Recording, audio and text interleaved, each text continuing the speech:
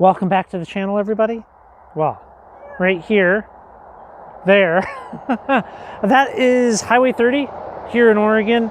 This is Wilbur Road right here, and behind me, I have an impressive pile of rocks that I've kind of wanted to look at for a while. It's been on my radar for some time. So we're gonna go through, look at some stuff. That stuff being zeolites. There's a large number of zeolites that we can find here. Forgive the traffic noise, and it should be pretty good. It's like shooting fish in a barrel, and yeah, we're gonna collect some stuff. Then we're gonna take it back, we're gonna look at it under the microscope, and it's gonna be amazing. So we can see right here, people have left specimens out. Like that right there. That's probably gonna be kabazite. I can see a little bit of a cubic structure to it. So probably what I'm gonna do is I'm gonna pick up a bunch of stuff, and then we're gonna wrap it up in foil and make sure it's protected on the way home. But as we walk in here, we can kind of look at some of this. Climbing around, look at that. So we're gonna be breaking some rocks and looking at what other people have done, but it's all throughout here. There's a lot of evidence of people being home. Yes. When you walk down that trail, there's a lot of stuff left on the rock.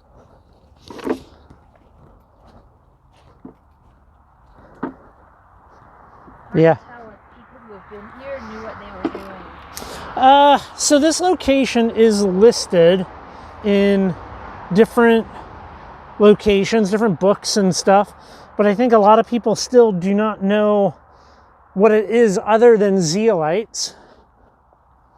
And the zeolite group of minerals does contain a lot of different things, a lot of different zeolites. I mean, it's just a category, so.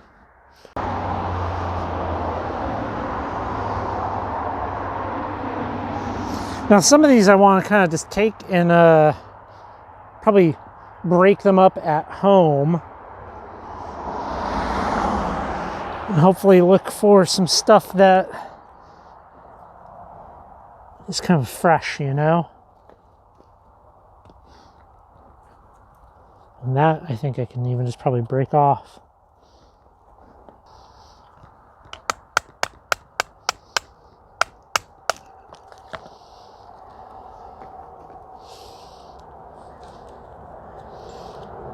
That's probably not the best, the best one. Well, here we go. See, like right there, I just broke that off the little sprays. That's going to look very cool. I'll probably take this whole rock back and look at it under the microscope. I think this will be a good one.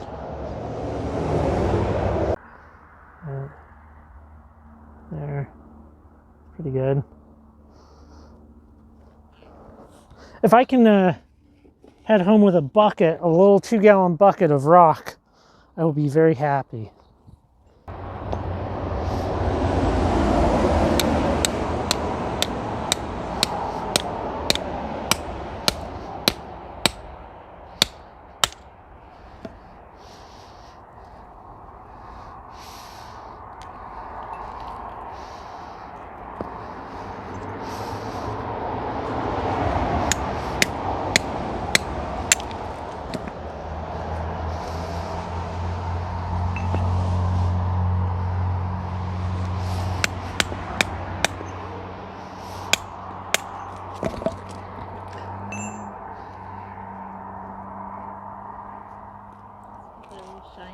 Yeah, I don't know what that is.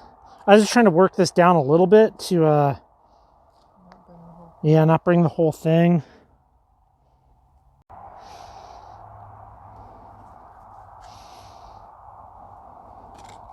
So right here is some that somebody was working and left. Nice crystals in there.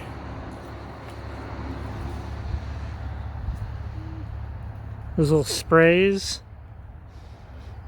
Yeah, this is really stuff that you probably have to have a microscope to thoroughly enjoy. I mean, that's pretty good. That'd be hard to extract here manually. That could be good. I might be able to just knock that off.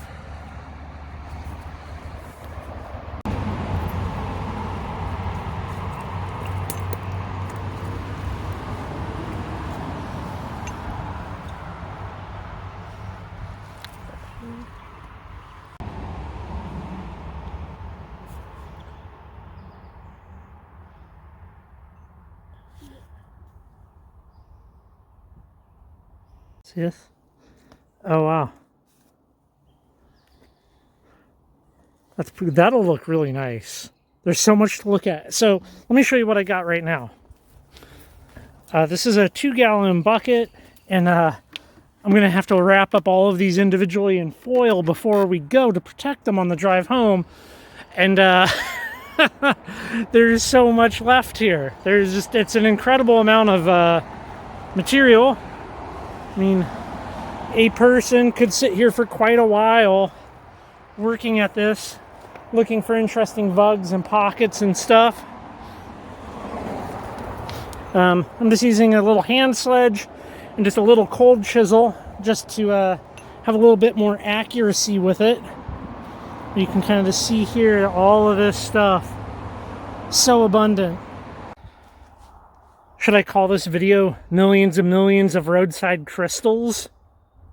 And then apply a price of $5 per crystal? So there's literally $5 million in crystals here. More emphasis if I shake the camera. So this spot is extra cool. If we go back in time, we first came out to this location over 5 years ago, I believe, about 5 years ago, and really didn't know what we were looking at. And then ended up going to the Rice Museum out in Hillsboro and saw photos of this site, historic photos, which you can now actually view on Mindat of this location. Now, up the road at a quarry, the author of Zeolites of the World, Rudy Chernich, he found a zeolite that only occurred, I believe, in a 4x4 or 6x6 boulder that was eventually named after him. And yeah, so it's kind of a historically significant site as far as zeolites go. So it's cool to be able to come out here and collect some of this stuff. And yeah, I don't anticipate having any zeolites named after me anytime soon. But it's cool to come out, and a singular bucket of this type of material is probably like 50 hours at the microscope. Easily 50 plus hours. So, you know, you can just really grab a specimen and have probably a ton of stuff to take photos of and enjoy. But yeah, I mean, it's crazy just to see it all here.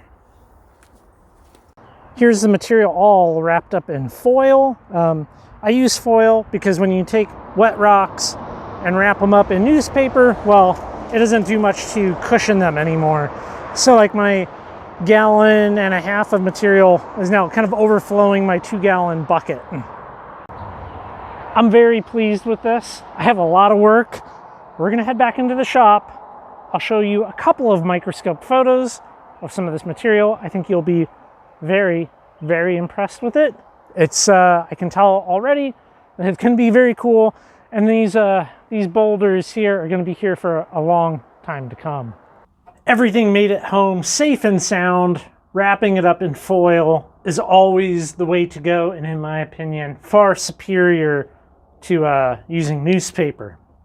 So this is everything that we brought back.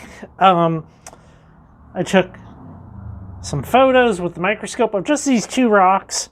However, a little bit of a problem, and that is the grittiness of this. Some of the photos you can clearly see that there's sand and grit, and that all of my cleaning techniques have not really worked very well. What I very likely need is an ultrasonic cleaner to be able to get all of those loose little particulate out. So maybe someday in the future I will be able to afford one of those. This pile of rocks here will take me quite some time to process and look for good material, take good photos, and all of that. One that needs no photos, you can just see it right there. That is most definitely a Thompsonite ball. Very cool. Probably the little background is going to be Hewlandite. And the photos I took under the microscope are just these two. And we can clearly see some Hewlandite blades in the photos, very distinctive. I do need to work on some different light sources. One of the problems that you have using the microscope for the photography is light reflection points. So that's something I'm going to have to deal with and get better with. But before taking a lot of high quality photos, I really want to clean the material well so that all of that particulate is gone. Also, on one of those pieces, there's some very clear Kabazite cubes, which is very, very distinctive, very unique. I love seeing that stuff, you know. Very cool to have and see. Now, those Kabazite cubes doesn't really want to show up on camera. There are some... There we go. If we refer back to Zeolites of the world, there's definitely some simple penetration twins. So imagine a cube with another cube kind of on a rotated axis going through it. So very cool. Highly recommend this. Very expensive book, but you can read it for free. There's a PDF copy floating around, and you can get that on places like Mindat. Very cool. I fully understand that the Zeolites are kind of an acquired taste, and I have certainly acquired it, you know. I think it's fascinating to be able to go out, collect this stuff, and learn about a group of minerals that I think is often neglected, you know. So often people get very wrapped up on the, oh, it's shiny. And the, oh, it's shiny should be like the first step you take, in my opinion. The second step should be learning about that, oh, shiny. You know, pick a thing, attempt to master that thing, and then move on. Because this is a big world of rocks and minerals, and why limit yourself to big giant things, or just petrified wood, or just quartz crystals, when there's so much out there. Well, in the future, go to the website, look at the listing for this, and you'll see more photos steadily appear over time. This is going to take me a while, but it should be pretty good. Well, thanks for coming by the channel, watching to the very end. If you made it all this way, if you could throw me a thumbs up, hey, that helps, you know. Go check out the website, currently rockhounding.com. Tons of content up there, totally free, ad-free. And we'll leave this one here.